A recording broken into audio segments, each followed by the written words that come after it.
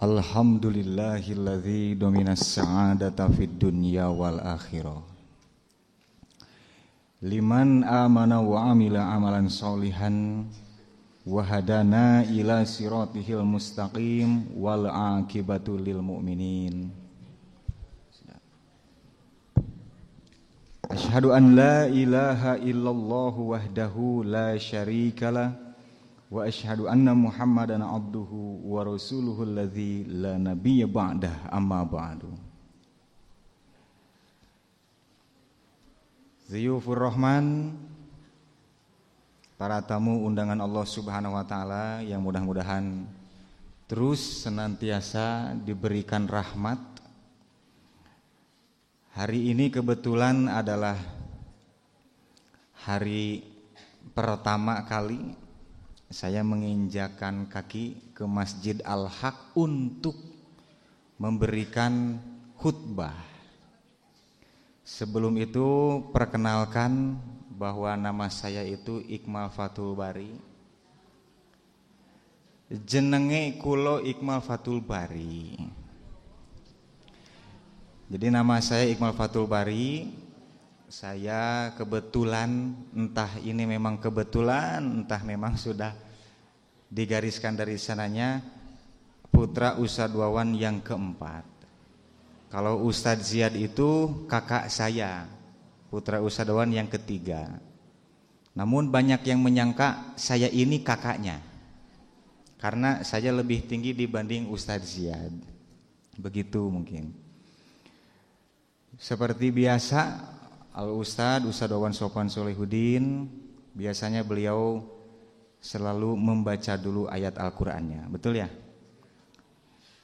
A'udzu billahi minasy syaithanir rajim. A'udzu billahi minasy syaithanir rajim. Ya ayyuhan nasu u'budu rabbakumul ladzi khalaqakum. Ya ayyuhan nasu u'budu rabbakumul ladzi khalaqakum walladzina min qablikum la'allakum tattaqun. Walladzina min qablikum la'allakum tattaqun. Alladzi ja'ala lakumul arda firasyan was samaa'a binaa'a. Alladzi ja'ala lakumul arda firasyan was samaa'a wa anzala minas samaa'i ma'an fa akhraja bihi minas thamarati rizqan lakum wa anzala minas samaa'i ma'an fa akhraja bihi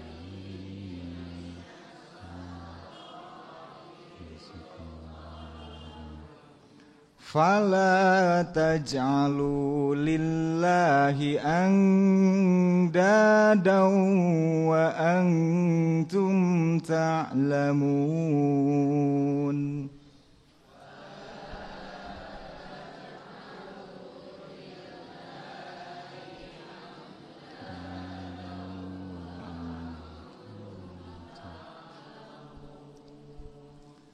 Alhamdulillah, mudah-mudahan setiap huruf yang barusan kita baca menambahkan kita menjadi mukmin yang semakin soleh dan soleha. Amin ya rabbal alamin. Judulnya itu menjadi sosok yang mengagumkan. Bila dibuat pertanyaan, sejauh ini selama kita hidup di dunia ini kurang lebih kita itu sudah mengagumkan belum? Mengagumkan kata siapa? Kemudian kita dianggap sudah mengagumkan atau belum itu untuk siapa? Menjadi sosok yang mengagumkan berarti pertama, sejauh mana pengorbanan kita agar kita ini mengagumkan, wabil khusus di hadapan Allah Subhanahu wa ta'ala. Jelas sekali bahwa haruslah kita ini mengagumkan di hadapan Allah Subhanahu wa ta'ala, begitu juga di hadapan sesama manusia. Ayat yang barusan kita baca itu surat Al-Baqarah ayat 20 dan 21. Ya ayyuhan nasu, hai manusia, hai seluruh umat manusia. Kita ini terpanggil atau tidak dengan ayat ini? Kita manusia bukan? Saya sering sekali ingat nasihat Al-Ustad Ustadawan Sofwan Solehudin dalam bahasa Sunda, ari ciri manusia teh bisa komunikasi. Kalau orang sudah tidak bisa berkomunikasi, berarti itu manusia atau bukan? Bukan? Jawabannya, untuk manusia itu bisa jadi lebih parah. Jadi ciri manusia itu adalah orang tersebut bisa berkomunikasi. Ibu-ibu dan bapak-bapak semua di sini hidup dengan berkomunikasi atau tidak? Membuat keturunan berkomunikasi atau tidak? Berkomunikasi. Segalanya diatur dengan melalui proses komunikasi. Berarti kita ini terpanggil oleh Allah Subhanahu wa ta'ala, belum dipanggil untuk orang-orang yang beriman. Ini baru secara umum kita dipanggil oleh Allah Subhanahu wa ta'ala. Pertanyaannya, ada apa sebetulnya sampai Allah itu berkepentingan untuk memanggil seluruh umat manusia? Pasti kita bertanya-tanya, ada apa sebetulnya? U'budu rabbakumul ladzi khalaqakum. Hei seluruh umat manusia, sembahlah Tuhan kalian. Siapakah Tuhan kalian? Allah Subhanahu wa ta'ala. Siapakah Allah Subhanahu wa ta'ala? Siapakah Tuhan kalian itu? Pertama, alladzi khalaqakum, yaitu yang menciptakan kalian. Kalian di sini siapa? Manusia atau makhluk yang lain? Jelas manusia. Mana buktinya? Walladzina min qablikum, begitu pula dan orang-orang yang sebelum kalian itu, la'allakum tattaqun, agar kalian itu, agar kamu bertakwa kepada Allah Subhanahu wa ta'ala.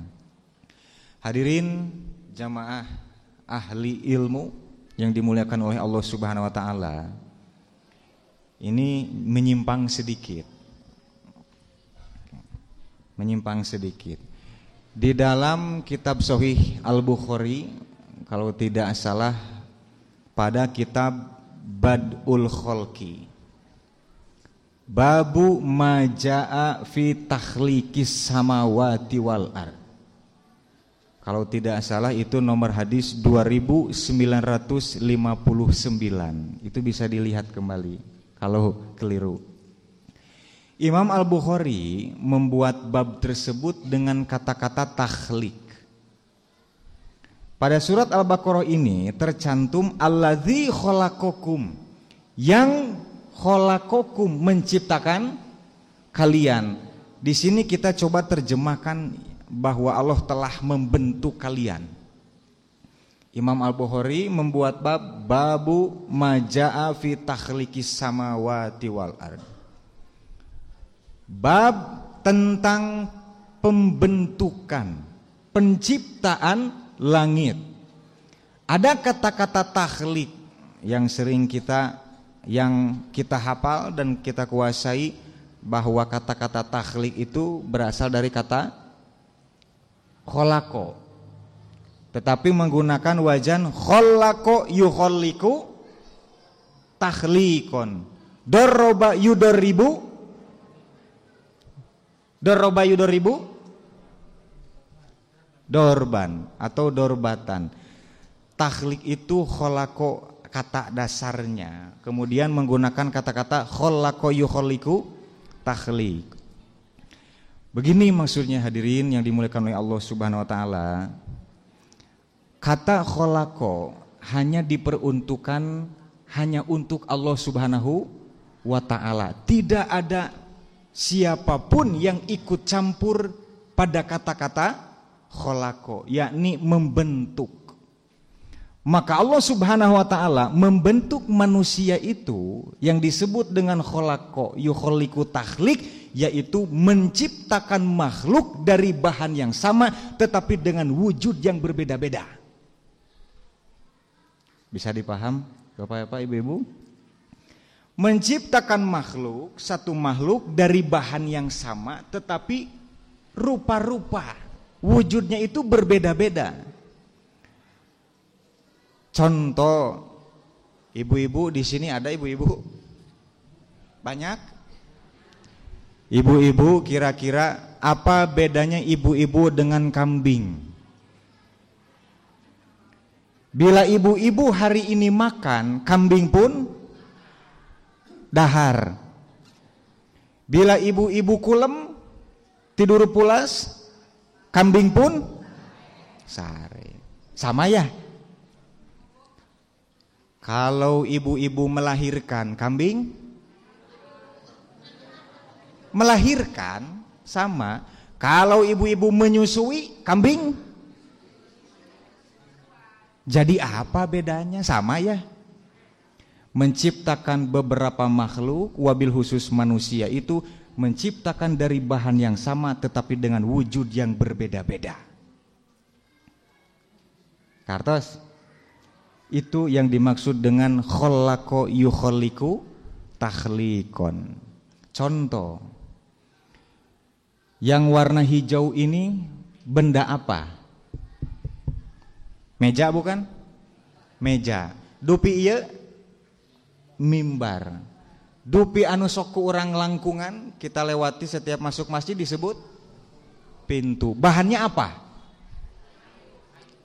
Meja kayu, mimbar pun kayu. Bahannya sama tetapi wujudnya berbeda-beda. Contoh kedua, lalaunan we keurnya pelan-pelan saja.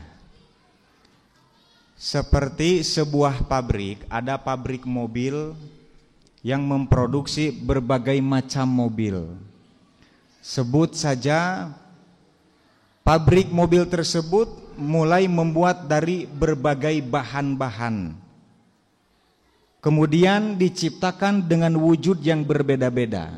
Sebutlah dari bahan yang sama, kemudian wujudnya berbeda-beda. Kemudian setelah disusun menjadi sebuah mobil.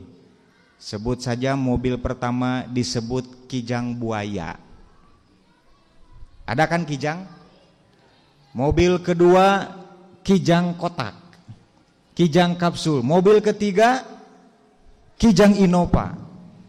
Ketika kita mendengar seseorang menyebutkan kijang buaya, terbayang tidak? Itu dalam ilmu mantik disebutnya dengan tasawur. Mobil pertama, mobil kedua, mobil ketiga, mobil keempat, bahannya sama atau tidak? Bahannya sama tetapi bentuknya nanti akan berbeda-beda. Pertanyaannya, mengapa Allah Subhanahu wa taala membentuk makhluk itu dengan wujud yang sedemikian? Manusia mah siga kieu, ari kambing siga kambing anu tadi itu ya, yang kayak tadi.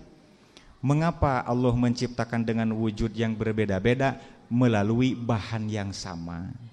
Jawabannya ma qaddarallahu, itu seluruhnya tergantung Allah Subhanahu wa ta'ala. Berarti bila kita lebarkan dalam surat Al-Baqarah ada ayat walladzi khalaqalakum ma fil ardi jami'an.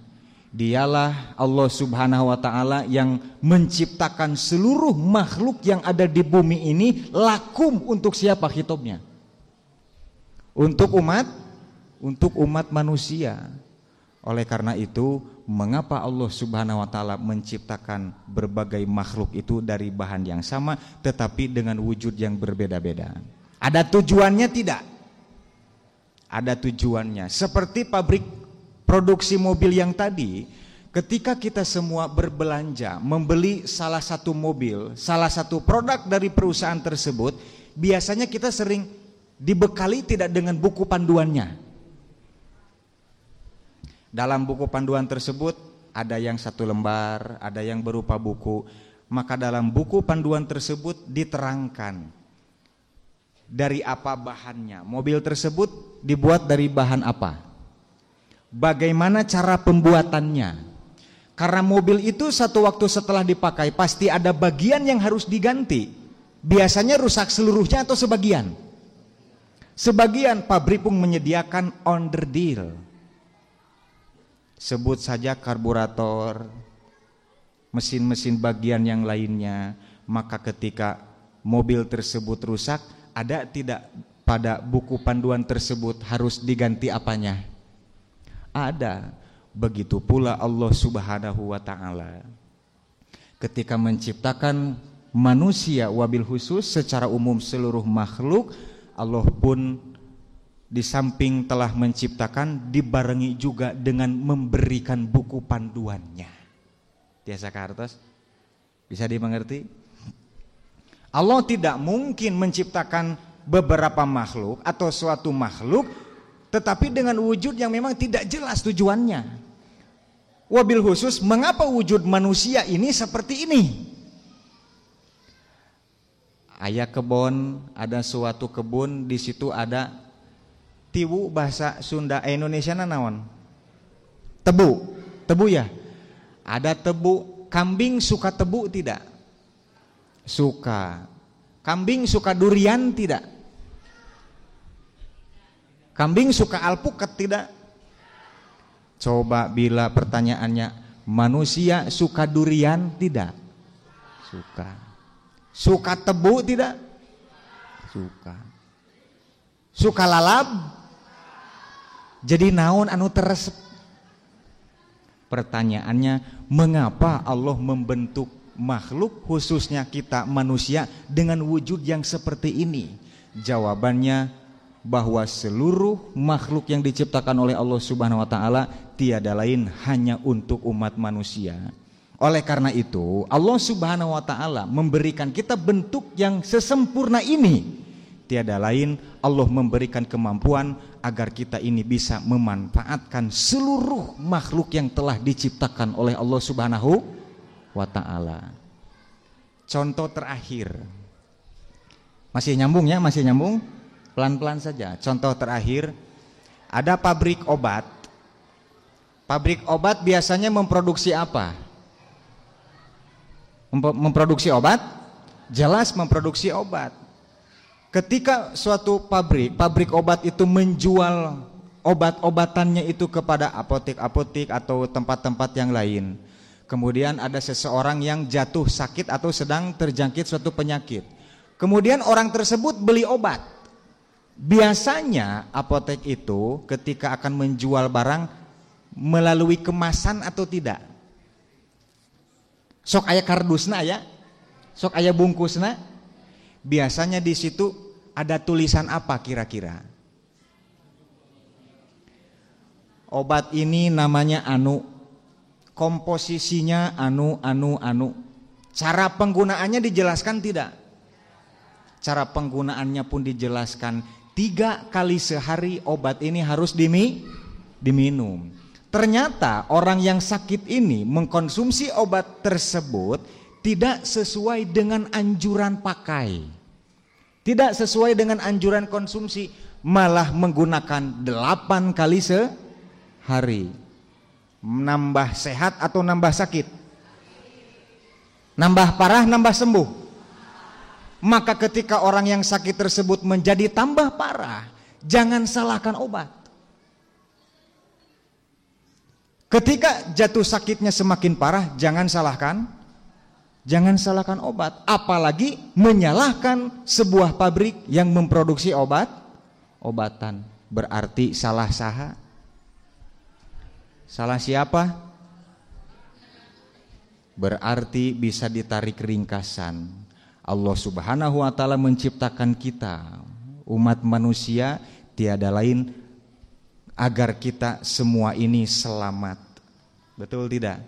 Allah menciptakan manusia, Allah menyediakan buku panduannya, yaitu Al-Quran dan hadis. Ketika kita celaka, salah siapa? Mau menyalahkan Allah Subhanahu wa taala, penyedia buku panduan, ataukah kita akan menyalahkan diri kita sendiri? Jelas bila mana kita ini mendapatkan celaka, merugi, tiada lain bukan salah Allah Subhanahu wa taala, tiada lain bukan salah pabrik pembuat obat, melainkan kita sendiri yang salah. Maka bila mana kita ini sudah tahu buku panduan tersebut mengarahkan ke A, kemudian kita memilih jalan yang B semata-mata hanya nuturkeun syahwat, berarti kita ini sudah jauh dari yang disebut dengan makna takhlik. Gitu tah Ibu, tiasa kartos bisa dipaham? Berarti bila mana ada orang yang memang sudah disediakan jalannya, dalam Al-Quran sudah disediakan, ini menuju jalan penuh dengan hidayah, ini cara mendapatkan rahmat, ini cara untuk mendapatkan surga, dan ini cara untuk menjauhi dari siksa api neraka. Bila kita masih saja celaka, salah siapa? Tiba-tiba ada yang nyaut, jol aya nu ngajawab, eta mah salah setan. Nah, setan terus mengganggu saya. Kata setan, teu puguh nyalahkeun saya. Da saya mah tengah ganggu. Padahal mah salah manusia sendiri. Ya ayyuhan nasu, wahai manusia, ubudu rabbakumul ladzi khalaqakum walladzina min qablikum la'allakum tattaqun. Pertama, Allah Subhanahu wa taala telah menciptakan manusia. Kedua, siapakah Allah Subhanahu wa taala itu? Alladzi ja'ala lakumul ardo, yaitu yang menjadikan lakum bagi kalian al ardo, bumi dan seisinya. Kira-kira menurut kita masih kurang baik apa Allah Subhanahu wa taala untuk kita? Bumi nu sakitu badagna dipasihkeun jang saha? Jang urang wareg henteu. Kita sudah merasa kenyang tidak? Dunia yang sebegitu luas ini, kaki kita sudah menapaki itu semua belum? Bandung tos kaubek teh acan? Bale endah? Ada orang mengatakan, saya ini telah mengarungi dunia. Oh, berarti mengelilingi dunia. Apakah semua daerah dan tempat akan terlewati? Belum tentu. Pertanyaannya, selama manusia itu masih ada, bumi ini akan tetap ada atau tidak? Persediaan untuk hidup manusia itu sendiri. Hadirin ikhwatu iman anu dimilikeun ku Allah Subhanahu wa taala. Di daerah Manggahang mana itu teh Pak itu teh? Manggahang ada gunung tidak? Besar atau kecil? Besar itu menurut kita. Kalau menurut Allah kecil. Mungkin bagi bapak-bapak dan ibu-ibu yang mengalami dulu itu kan belum banyak rumah. Mungkin ya, karena saya bukan orang sini dan orang baru. Kira-kira gunung tersebut asalnya lebih besar dari yang sekarang atau tambah kecil? Kemana kira-kira itu gunung?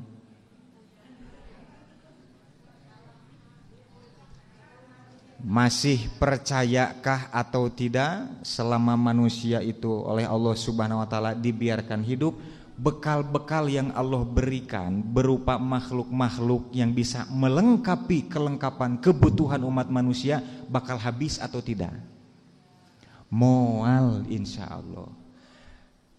Dibanding dunia ini akan habis, bahkan leuwih ti heula urang anu maot. Ibu-ibu, bapak-bapak masih takut tidak kita terhadap mati? Takut tidak kita terhadap mati? Sieun teu ya? Kunaon bet sieun? Untuk orang-orang yang beriman mengenai kewafatan itu tidak usah takut. Tetapi justru sebaliknya harus berbahagia. Mengapa? Karena malakal maut akan menjemput ruh kita itu dalam keadaan wangi. Justru ibu-ibu semua harus heran, mengapa masih takut terhadap kematian? Berarti aya nu ngaganjel eta. Bapak-bapak, naha sieun keneh ku maut? Bade bapak-bapak heula ti payun atau abi ti pengker? Ibu-ibu, bade ibu-ibu ti payun atau abi ti pengker? Atas weki orang balikeun, kumaha upami abi nu ti pengker, ibu-ibu ti payun? Itu insya Allah karena kita terus mudah-mudahan terus istiqomah menjadi hamba yang terus usaha semaksimal mungkin, karena godaan itu terus menggoda. Selama kita mampu untuk istiqomah, insya Allah mudah-mudahan besar harapan kita ini wafat dalam keadaan husnul khotimah. Setelah orang soleh meninggal, kemarin guru saya sendiri Ustadz Iman, karena saya tahu betul beliau pun banyak jasa yang saya terima. Karena apa? Karena kaasuh abdi mah. Kan ari ka Ustad Iman teh aya patula patali keneh wargi, ngan abdi mah benten sareng Ustad Jiad. Ari Ustad Jiad mah sieun nuju alit nyungkeun artos ka Ustad Iman. Ka Allahu yarham. Ari abdi mah wanian. Kan abdi sok nyebut Uwa, saya suka sebut Uwa. Wa minta duit. Ngai mah dongeng, wa minta duit. Sok atuh jurus heula atuh jurus RX baja hitam. Kapungkur mah eta teh pasihan 1000, terkenang-kenang sampai ketika beliau pengajian saya masih sempat duduk menerima ilmu dari beliau. Mudah-mudahan Allahu yarham banyak yang melanjutkan sisa-sisa kebaikan yang memang pernah dilanjutkan oleh beliau.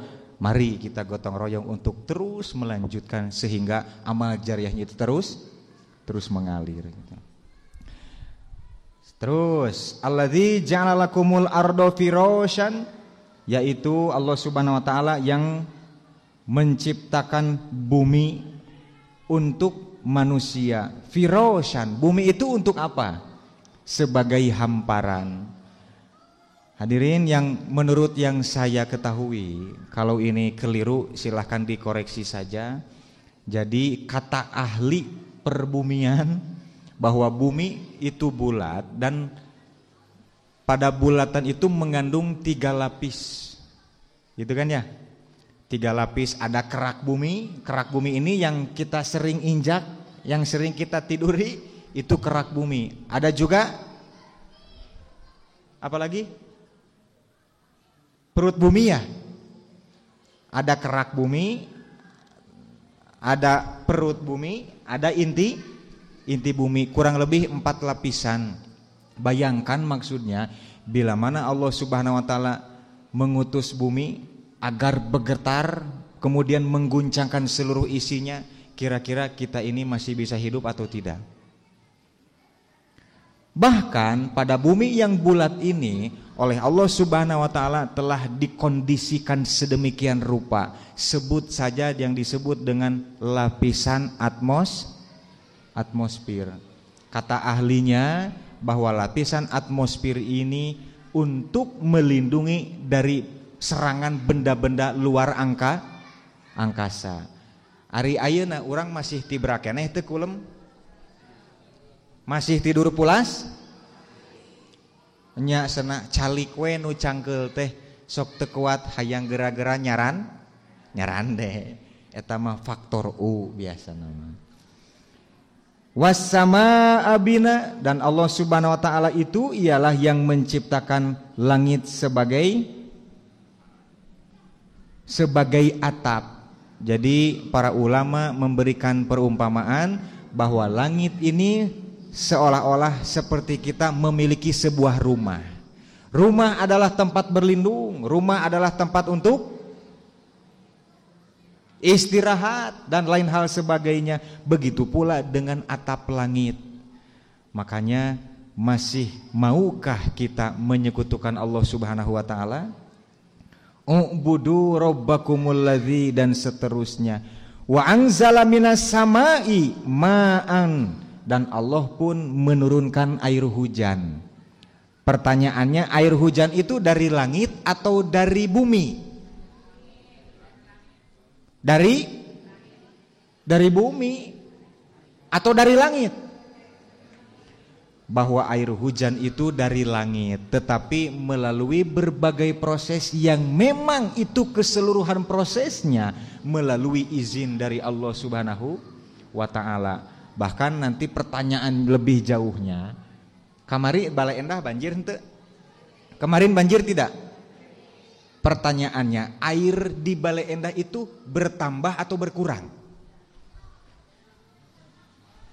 Bertambah, berkurang?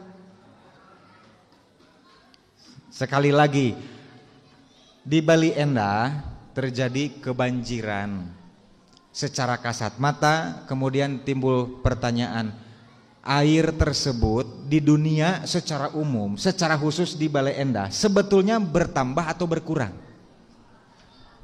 Jawabannya, persediaan air, volume air yang ada di muka bumi ini tidak sama sekali bertambah maupun berkurang. Dari mana buktinya?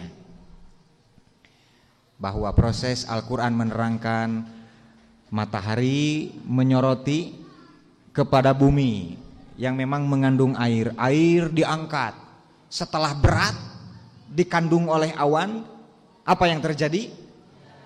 Belum ditiup heula ku Allah, jol-jol hoyong hujan.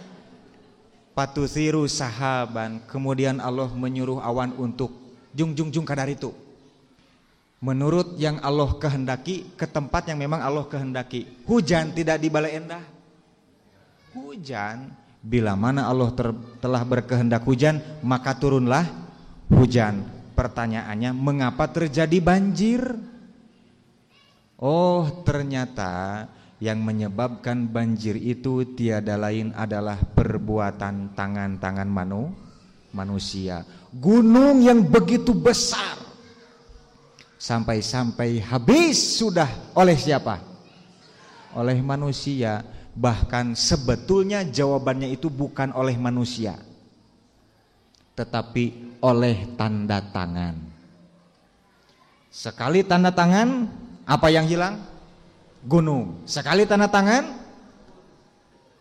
leuweung koredas. Makanya terjadilah banjir. Makanya para ahli ilmuwan pun berkesimpulan bahwa intinya air hujan, kandungan air yang ada pada bumi ini sama sekali tidak bertambah dan berkurang. Percaya atau tidak? Serius? Kita boleh percaya atau tidak, tapi dianjurkan untuk percaya. Mengapa? Karena ini nanti sinkron dengan ilmu-ilmu yang diterangkan oleh para ilmuwan berdasarkan ayat-ayat Al-Quran. Tambahan sekedik deui. Isa tabu sabaraina teh? Oh, masih aya waktosnya. Saya waktos. Keunikan ieu mah. Ini yang disebut dengan keunikan air hujan.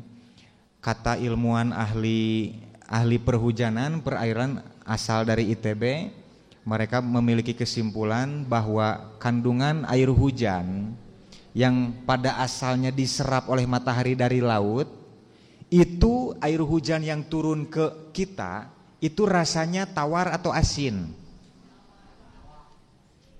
Tawar atau asin? Asli itu tos pernah nyobian? Sugan nuju hujan orang kieu ya. Asin atau tawar? Tawar. Pertanyaannya, Mengapa? Padahal asal mula air laut itu rasanya yodisium teanya dan zat klorida. Tetapi setelah diproses penguapan, diangkut oleh matahari, terus digandong ku awan, diturunkan ke bumi, itu kenapa rasanya tidak menjadi asin lagi, tetapi menjadi tawar? Itulah kekuasaan Allah Subhanahu wa ta'ala. Dijelaskan oleh para ilmuwan, ketika matahari melaksanakan penguapan, menarik air laut ke atas itu tidak ditarik dengan zat kloridanya, tetapi hanya menarik yang disebut dengan mineral. Dan biasanya kandungan air hujan itu memiliki tingkatan pH. Tanpa melalui proses penyaringan pun biasanya air hujan sudah masuk kategori layak untuk dikonsumsi. Tapi lebih afdol diproseslah, karena untuk lebih menjernihkan, apalagi jangan sampai perut kita itu sakit, begitu. Fa akhraja bihi minas samarati rizqan lakum, maka dengan air hujan itu Allah Subhanahu wa ta'ala menumbuhkan berbagai tumbuh-tumbuhan. Tumbuh-tumbuhan itu makhluk atau bukan? Makhluk. Untuk siapa tumbuh-tumbuhan yang Allah tumbuhkan? Untuk umat manusia. Fala taj'alu lillahi, maka di ujung ayat ini Allah menekankan, oleh karena itu janganlah kamu mengadakan sekutu-sekutu bagi Allah, wa antum ta'lamun. Sedangkan engkau betul-betul paham, sedangkan engkau betul-betul mengerti bahwa menyekutukan Allah itu adalah perbuatan yang haram. Engkau betul-betul memahami bahwasanya menyekutukan Allah Subhanahu wa ta'ala itu adalah perbuatan yang haram. Wa antum ta'lamun. Mengapa masih banyak manusia-manusia yang sebetulnya sudah paham, sebetulnya sudah tahu betul-betul mengerti, tetapi masih saja menyekutukan Allah Subhanahu wa ta'ala. Hadis selanjutnya, masih ada waktu. Hadis selanjutnya, An Umar radhiyallahu anhu, dari Umar semoga Allah meridhoi kepadanya, yaqulu, ia berkata, qama finan nabiyyu sallallahu alaihi wasallam, Rasulullah sallallahu alaihi wasallam, Nabi Muhammad sallallahu alaihi wasallam berdiri di hadapan kami, maqaman, pada suatu tempat. Fa akhbarna an badil khalqi, lalu beliau menghabarkan tentang awal penciptaan makhluk. Hatta dakhala ahlul jannati manazilahum, hingga sampai pada ketetapan penduduk surga masuk ke tempat tinggal abadi mereka. Wa ahlun nari manazilahum, begitu pula penduduk neraka juga masuk ke tempat tinggal abadi mereka. Hadirin yang dimuliakan oleh Allah Subhanahu wa ta'ala, pada hadis yang redaksinya lebih panjang, sebetulnya Rasulullah itu memanggil Bani Tamim. Bani Tamim kemudian dipanggil oleh Rasulullah. Kata Rasulullah, maukah aku berikan kabar gembira? Bani Tamim menjawab, kami siap menerima kabar gembira dari engkau, tetapi berilah kami sesuatu. Itu baik atau tidak kira-kira? Ada seseorang yang akan memberikan kebaikan kepada kita, tetapi kita malah meminta naon paribasana teh? Diberi hati malah minta gitunya, diberi hati malah minta jantung. Ketika itu Rasulullah wajahnya memerah, menunjukkan marah. Kemudian datang lagi ke Bani Yaman. Hei Bani Yaman, maukah aku berikan kabar gembira? Bani Yaman ternyata menjawab dengan jawaban yang bagus. Aku siap, kami semua siap menerima kabar gembira dari engkau. Silahkan engkau berikan. Barulah ketika Rasulullah akan menerangkan bagaimana proses penciptaan langit dan bumi, bahkan bagaimana proses penciptaan yang disebut dengan arsy Allah itu seperti apa. Tiba-tiba datanglah Imron, Tuturubun datang masuk ketika itu sambil mengatakan, hei Bani Yaman, itu untamu diambil orang. Maka ketika itu Rasulullah tidak tuntas menerangkan bagaimana keindahan menakjubkannya Allah Subhanahu wa taala ketika menciptakan langit dan bumi seisinya. Mungkin barangkali demikian, sampai situ dulu ya Ustaz ya. Sudah pukul atau teras wae? Teras heula? Oh atau sila? Oh teraskeun. Mohon aya keneh waktos leres mangga siap. Pada hadis ini jelas ini mengenai bahwa yang disebut dengan calon penghuni neraka, calon penghuni surga, itu semua sudah ditetapkan ketika ditiupkannya ruh. Kesimpulannya pada hadis yang lain yang melengkapi hadis ini adalah kita sering mendengar hadis man kana fi qalbihi khordalah atau man kana fi qalbihi misqala dzarratin min imanin, barang siapa yang di dalam hatinya terkandung keimanan sedikit pun.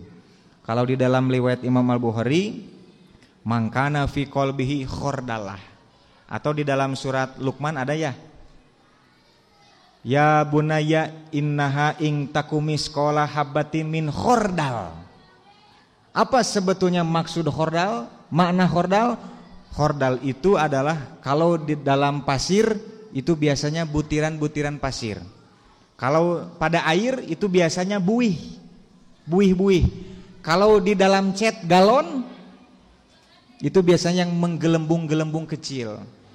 Maka khordalah ini menurut ahli bahasa Al-Quran yang disebut dengan khordalah itu adalah bukan kata benda, juga bukan benda yang harus disifati. Contoh, ketika kita menyebut gelas ini besar atau kecil? Ibu-ibu, gelas yang saya pegang besar atau kecil?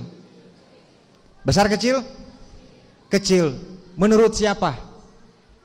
Kita bisa menyimpulkan, mengambil kesimpulan bahwa gelas ini kecil itu karena setelah membandingkan dengan benda yang lebih besar. Maka khordalah itu disebutkan oleh Allah Subhanahu wa taala untuk menunjukkan betapa kecilnya sampai tidak bisa dibandingkan dengan benda yang lain. Oh, pantas bahasa hadisnya begini. Barang siapa yang dalam hatinya masih terkandung keimanan, dakhalal jannah. Selama pada hati tersebut ada keimanan yang kadarnya itu sampai mana? Maka Al-Quran menyebutkan, Rasulullah menyebutkan khordalah min imanin fi qalbihi. Walaupun kita ini berlumuran banyak dosa, gitunya. Walaupun kita ini ahli maksiat, toh pahit-pahitnya mentoknya bahwa bila mana ada keimanan di dalam hatinya sebesar itu pun yang disebut dengan khordalah, maka tetap dakhalal jannah. Begitu, bahwa pada dasarnya walaupun hari ini sampai umur 60 kita ini terus istiqomah soleh, ada tidak yang dinobatkan menjadi ahli neraka? Ada salah seorang sahabat yang menerangkan bahwa Rasulullah ada seorang perempuan yang memang ahli saum, watasuma, kemudian ia melaksanakan sholat, melaksanakan sodakoh, watu'dzi jironahu, kemudian dia wanita tersebut senantiasa menyakiti saudaranya, menyakiti tetangganya. Rasulullah langsung menjawab, hiya min ahlin nar. Jadi nauzubillahi min dzalik. Dari beberapa waktu yang telah lalu kita soleh, sampai hari ini soleh. Mungkin tidak Allah membelokkan kita ini menjadi orang yang tidak soleh. Nauzubillahi min dzalik. Mudah-mudahan wabil khusus jamaah pengajian Masjid Al-Haq semuanya adalah calon penghuni surga. Ibu-ibu mau tidak masuk ke dalam surga? Tah, ibu-ibu mah kitu kadangunya. Ibu-ibu mau tidak dimasukkan ke dalam surga? Mau. Coba bapak-bapak, bapak-bapak semua mau tidak dikeluarkan dari api neraka? Mau tidak dikeluarkan dari api neraka? Ngaulang heula nya. Oh nya atuh wayahna berarti lebet heula ka neraka. Nauzubillahi min dzalik. Sakitu heula panginten engke insyaallah dilajengkeun aya 2 deui. Hatur nuhun. Hadirin yang dimuliakan oleh Allah Subhanahu wa taala, urang kawitan deui nya. Ayat yang ketiga.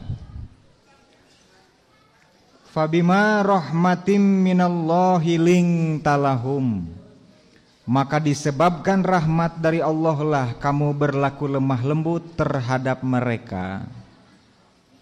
Walau kunta faddan ghalidhal qalbi, sekiranya kamu bersikap keras lagi berhati kasar, lang faddu min haulik, tentulah pastilah mereka akan menjauhkan diri dari sekelilingmu. Ayat ini adalah untuk Nabi Muhammad SAW, bahwa Rasulullah dituntut untuk menjadi manusia yang sosoknya itu pembawa rahmat. Yang menjadi kekaguman kita terhadap Rasulullah SAW, di antara banyaknya yang mesti kita kagumi dan contoh, itu di antaranya kelemah lembutan Rasulullah SAW. Ibu bapak sekalian, di sini pernah mendengar bahwa Rasulullah setiap pagi itu rutin, setiap hari, setiap pagi selalu mendatangi orang Yahudi miskin sekaligus buta, yang setiap harinya itu selalu mengatakan Muhammadun majnun, Muhammad itu gila, Muhammad itu tukang sihir, bila mana engkau dekat dengannya awas hati-hati pasti tersihir. Tidak ada kata-kata yang bagus keluar dari orang Yahudi miskin tersebut. Oleh karena itu para sahabat mendengar dan bergegas untuk memberitahu Rasulullah, ya Rasulullah, bahwa di pojok pasar Madinah, di pojok pasar Madinah, kalau sekarang di Madinah masih ada pasar? Ibu-ibu di sini siapa yang belum ke Mekah? Bapak-bapak, hoyong teu? Hoyong, alhamdulillah kemarin mungkin bisa dikatakan rezeki nomplok. Jadi saya tidak tahu menau, pokoknya kamu berangkat gratis. Ibu-ibu sareng bapak-bapak hoyong teu pami kitu? Atau hoyong pisan? Tah kumargi abi mah kamari teh hoyong pisan, jadi teu berangkat. Jadi alhamdulillah nyarengan pun bapak. Karena ayo baturan bapak, karena Ustadz Ziyad itu sudah lebih dahulu sudah. Kemudian majulah datang giliran, saya ikut bersama Ustadz Wawan. Dan kebetulan di sana sedikit disiksa, dikit-dikit mal ke anu, mal itu jamaah, mal itu anu. Tapi alhamdulillah diresapi bahwa tidak ada suatu perintah kecuali itu mengandung ilmu dan hikmah. Oleh karena itu mudah-mudahan bapak-bapak juga ibu-ibu sekalian, mudah-mudahan yang belum segera diberangkatkan ke sana. Punya tidak bekalnya? Sudah punya belum bekalnya? Tong asa-asa abdi ge teu gaduh, malah mah teu ngimpi-ngimpi acan. Berbeda dengan ngimpi ketika tidur. Ada cerita dongeng seseorang yang mimpi ketika tidur. Mimpi malam pertama orang itu mimpi menemukan uang banyak. Setelah bangun uangnya ada tidak? Ada. Hari kedua, orang cobaan deui we. Mari kita coba. Mungkin esok hari ada. Mimpi deui. Setelah bermimpi, kemudian bangun, uangnya ada atau tidak? Masih belum ada. Mimpi yang ketiga, ini bukan mimpi uang, tapi mimpi kababayan. Mimpi kababayan ketika bangun ada atau tidak? Aya. Matak mending ngimpi kababayan, mending ngimpi duit, mending ngimpi artos. Tah, saya ini tidak bahasa Sunana teu ngimpi-ngimpi acan. Insya Allah bila mana ibu bapak sekalian semua telah direzekikan, diberi rezeki, insya Allah pasti akan segera berangkat. Walaupun bekal saat ini belum ada, sahanu apal. Insya Allah. Jadi di pojokan Madinah itu seorang Yahudi miskin yang meminta-minta, Rasulullah mendengar tersebut, marah tidak kira-kira? Marah tidak? Misalkan Pak DKM biasa berdakwah, tiba-tiba ada orang yang lewat, itu Pak DKM gila, wah itu Pak DKM awas ahli sihir. Ambek mah? Oh ambek asli ieu mah bijil ambek. Rasulullah itu ketika mendengar beliau dikatakan seperti itu malah tersenyum. Barusan Bapak juga tersenyum ya? Sama tersenyumnya mah. Kan itu mah tersenyum karena bahagia, mun urang ambek biasa. Kemudian Rasulullah setiap pagi mendatangi orang Yahudi miskin tersebut membawa makanan sambil menyuapinya. Bayangkan setiap hari, setiap pagi. Ketika Rasulullah memberi suapan pertama sampai selesai, Rasulullah tidak pernah mengeluarkan kata-kata sedikit pun. Sampai menjelang Rasulullah wafat, hal itu masih dilaksanakan. Kemudian setelah Rasulullah wafat, ternyata Aisyah mendatangi Abu Bakar. Abu Bakar, kadang simkuring sok dibalik ka Umar bin Khattab, padahal Abu Bakar. Wahai Abu Bakar, bahwa Rasulullah meminta kepadaku agar apa yang senantiasa aku kerjakan sebagai amal soleh agar selalu dilanjutkan dan dikerjakan. Walhasil Abu Bakar pun langsung esok harinya menemui Yahudi miskin tersebut sambil membawa makanan, kemudian menyuapi orang tersebut. Terus diberi suapan pertama, kedua, ketiga sampai selesai. Orang Yahudi miskin itu yang sambil buta, sambil mengatakan, ini sepertinya bukan engkau yang biasa. Apa bedanya suapan makanan dari Rasulullah dengan suapan makanan dari Abu Bakar? Ternyata Rasulullah itu sampai diempukan, naon bahasa Sundana teh? Dilembutkan. Makanan itu dilembutkan sedemikian rupa, kemudian disuapi orang Yahudi miskin buta tersebut. Tidak ada kata-kata yang keluar melainkan seperti tadi, rojulun majnun, rojulun sahirun, dan lain hal sebagainya yang buruk. Maka tatkala sadar, Abu Bakar kemudian berkata kepada orang Yahudi miskin tersebut, ini katanya bukan orang yang biasa menyuapiku. Benar, engkau tahu bahwa yang biasa menyuapimu itu adalah Nabi Muhammad Rasulullah Sallallahu Alaihi Wasallam. Terdiam, kemudian sambil meneteskan air mata tersendak-sendak. Bagaimana kira-kira perasaan ibu bapak sekalian? Dihina, dicaci maki, tetapi terus sampai ada salah satu ulama memberikan komentar bahwa sifat keagungan Rasulullah itu diantaranya raufun bil muti'in, lemah lembut terhadap orang-orang yang taat, warohimun bil muznibin, dan senantiasa baik pula, sayang pula kepada orang-orang yang senantiasa berdusta. Bertambah banyak atau tidak kira-kira umat Islam? Walau kunta faddon golidol kobi lang faddu min haulik. Bila mana engkau itu keras, kejam, mengutuk, salah sedikit masuk neraka, masuk sedikit bid'ah dan lain hal sebagainya, oh jangankan bertambah, yang ada malah pada bubar. Maka mudah-mudahan kita semua ini adalah sosok manusia yang beriman, juga dipenuhi dengan rahmat dari Allah Subhanahu wa ta'ala. Pasti orang teh balager, lamun dihina bade ngambek deui moal ayeuna mah bade ngababuk langsung eta mah urang. Fa'fu anhum wastaghfir lahum, wasawirhum fil amr fa idza azamta fatawakkal 'alallah innallaha yuhibbul mutawakkilin. Maka wajiblah kita menjadi sosok manusia yang besar pemaaf. Ada dongeng sedikit, tidak apa-apa. Ada dongeng sedikit. Karena saya dulu itu pesantren di Cibogol. Satu ketika karena Allahu yarham akeh Ustadz Romli itu kan kesukaannya hayam pelung. Satu ketika saya buka saum Daud. Kemudian saya memberi makan hayam akeh.